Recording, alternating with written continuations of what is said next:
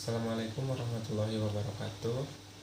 Nama saya Arifin Ilhamuddin dari Fakultas Ekonomi dan Bisnis, Prodi Akuntansi. Di sini saya akan mengerjakan proyek UTS dari mata kuliah Bank dan Lembaga Keuangan. Di sini saya memilih materinya yaitu mengenai analisis dan proposal kredit. Konsep dasar dan unsur kredit. Salah satu bentuk penggunaan dana bank ialah pemberian pinjaman atau kredit pada masyarakat. Dana ini dana yang paling produktif dibandingkan dengan alokasi yang lain, walaupun risiko yang terjadi sangat tinggi.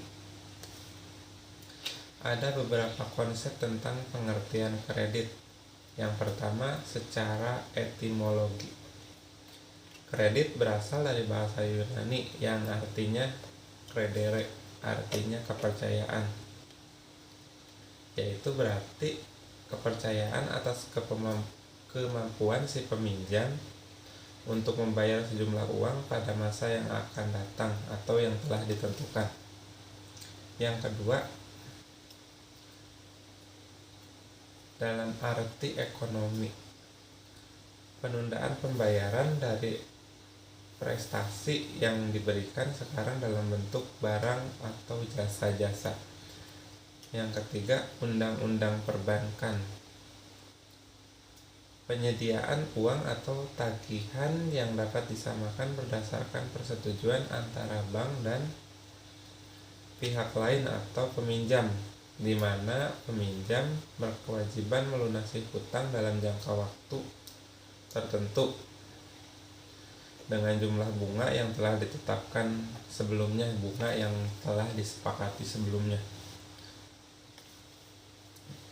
Hal-hal yang melatar belakangi terjadinya kredit. Yang pertama yaitu golongan masyarakat yang berpenghasilan tinggi. Yang kedua, golongan masyarakat yang berpenghasilan seimbang dengan kebutuhannya. Yang ketiga, golongan masyarakat yang berpendapatan lebih kecil dari kebutuhannya. Nah, golongan inilah yang perlu sumber dana untuk mencukupi kebutuhan hidup sehingga sangat memerlukan kredit.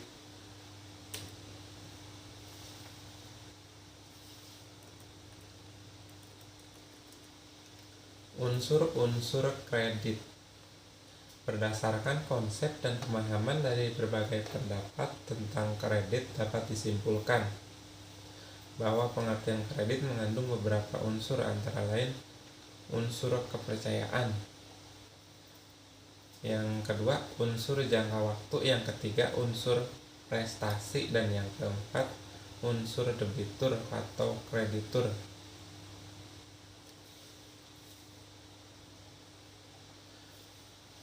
Tujuan, fungsi, dan kebijakan kredit. Tujuan pemberian kredit. Yang pertama, pihak bank atau kreditur, yaitu untuk mendapatkan atau memperoleh keuntungan dari bunga pinjaman tersebut.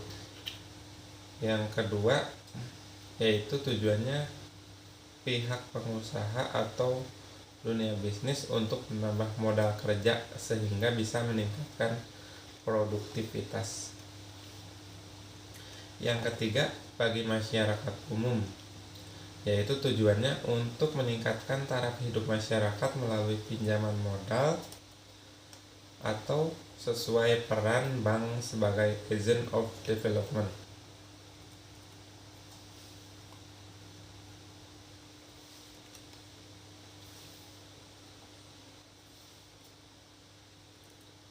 Fungsi pemberian kredit. Adapun fungsi pemberian kredit bagi masyarakat secara umum adalah: yang pertama, meningkatkan daya guna barang. Yang kedua, meningkatkan daya guna uang. Yang ketiga, meningkatkan pemerataan pendapatan. Dan yang keempat, meningkatkan motivasi kerja. Yang kelima, sebagai pengendali harga. Yang keenam, sebagai salah satu alat stabilitas ekonomi, yaitu untuk melakukan perputaran rupiah supaya bisa berputar dan menstabilkan keadaan ekonomi. Kebijakan-kebijakan dalam pemberian kredit. Yang pertama, kebijakan pemberian kredit harus sesuai dengan kebijakan moneter. Yang kedua, pemberian kredit harus selektif dan sesuai skala prioritas. Yang ketiga, setiap pemberian kredit harus dengan akad kredit.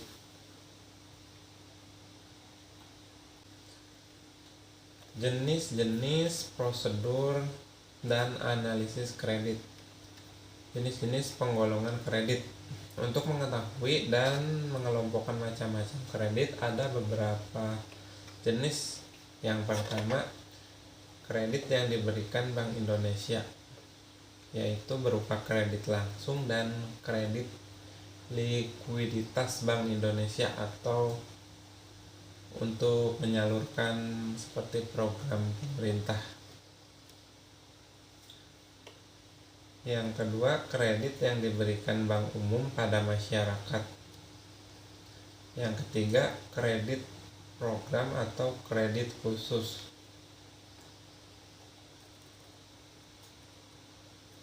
Prosedur untuk pengajuan proposal kredit. Untuk memperoleh pinjaman atau kredit, calon debitur perlu mengajukan proposal permohonan kredit. Kemudian pihak bank akan menganalisa dan memutuskan menolak atau menerima proposal kredit. Adapun prosedur pengajuan kredit seperti tergambar di berikut ini. Yang pertama, dari permohonan kredit, terus penyediaan analisa, penyidikan analisa, terus keputusan permohonan, terus selanjutnya penerimaan persetujuan, selanjutnya pencairan fasilitas, selanjutnya pelunasan kredit. Nah, hal-hal yang di bawah ini tadi setelah ditentukan oleh si analisis bahwa udah disetujui atau belumnya.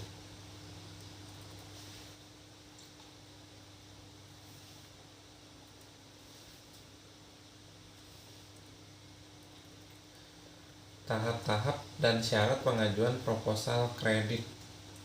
Yang pertama, permohonan kredit, yaitu calon debitur perlu mengajukan surat proposal pengajuan kredit serta lengkap dokumen-dokumen, yaitu seperti data keuangan atau rekening simpanan. Yang selanjutnya, penghasilan pribadi, izin domisili, tanggungan keluarga, serta kartu tanda penduduk atau KTP. Selanjutnya, nasabah lembaga atau perusahaan, data keuangan, SIUP atau NPWP. Yang selanjutnya, struktur organisasi, kepemilikan perusahaan, kegiatan operasional. Dan selanjutnya, sebelum pengajuan proposal ada tahap negosiasi dengan cara calon debitur datang ke bank atau bank mendatangi calon debitur atau melalui pihak ketiga. Yang kedua, tahap analisa kredit. Departemen ini bertugas menganalisa kelayakan usulan kredit dengan kategori penilaian, yaitu seperti yang pertama, penilaian dari kelengkapan dokumen, yang kedua, arah penggunaan kredit, yang ketiga, estimasi dan manfaat kredit, dan yang keempat, tingkat resiko bank. Nah, setelah dilakukan analisa dari dokumen-dokumen kelengkapan tersebut, bisa ditentukan bahwa si calon nasabah ini bisa diberikan pinjaman atau enggaknya. Sedangkan untuk prinsip penilaian menggunakan konsep-konsep antara lain, yang pertama ada konsep 5C, yaitu karakter, capacity, capital, collateral, condition of economy. Yang kedua ada konsep 4P, purpose, personality, prospect, payment. Dan yang ketiga yaitu konsep 3R, refinement, return, risk.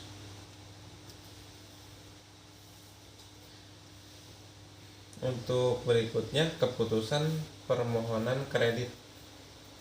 Wewenang untuk memutuskan permohonan proposal kredit adalah kepala bagian kredit atau kepala cabang, direksi atau kantor pusat, direksi atau Bank Indonesia, kepala cabang setelah keputusan direksi. Nah, setelah tadi berarti dokumen-dokumen kelengkapannya dianalisa oleh bagian penganalisis. Selanjutnya keputusan itu akan dilakukan oleh kepala bagian dari kredit, kepala cabang, bahwa si calon nasabah ini layak atau tidaknya. Yang berikutnya ada persetujuan kredit. Pada tahap ini hal yang perlu diperhatikan adalah surat persetujuan. Yang berikutnya pengikat jaminan, selanjutnya pembayaran biaya provisi dan materi, selanjutnya asuransi barang jaminan, dan penandatanganan. Yang kelima pencairan fasilitas. Pada tahap ini berisikan tentang pemindah bukuan ke rekening nasabah, bukti pencairan atau cek, bukti kwitansi atau bukti tertulis. Yang keenam ada tahap pelunasan kredit. Tahap ini merupakan tahap terakhir di mana semua kewajiban nasabah harus diselesaikan sampai tanggal pelunasan. Hal yang harus diperhatikan adalah hutang pokok jaminan, bunga, dan dendanya, biaya administrasi. Berikutnya pengembalian barang jaminan dan surat penugasan pelunasan. Untuk yang selanjutnya ada aspek penilaian dan perhitungan bunga kredit. Aspek penilaian kredit. Aspek penilaian proposal kredit dilakukan oleh bagian analisa atau akun officer. Semua data dan instrumen yang dibutuhkan akan diadakan pemeriksaan dengan mempertimbangkan beberapa aspek, antara lain aspek pemasaran, aspek keuangan, aspek hukum dan manajemen, aspek lingkungan, dan aspek sosial ekonomi.